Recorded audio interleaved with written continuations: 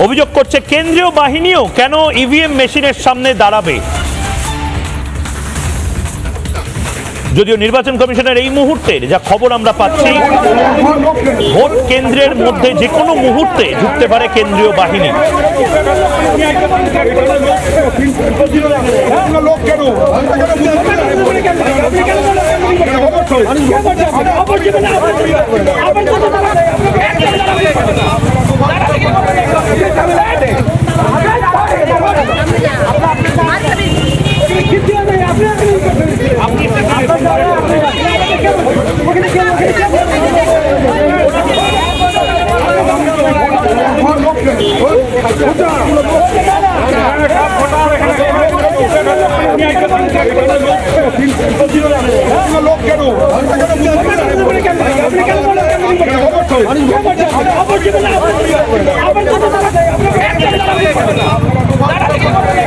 এই মুহূর্তে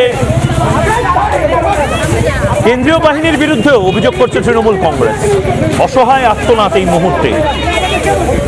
2024 সালেও যেভাবে দাপিয়ে বেরিয়েছিল তৃণমূল কংগ্রেসের নেতারা, খুব কষ্ট লাগছে। মিনমিনে চ্যানেলের মতন এখন মিনমিন করতে বাধ্য হচ্ছে তৃণমূলের এক সময়ের দাপুটে নেতারা।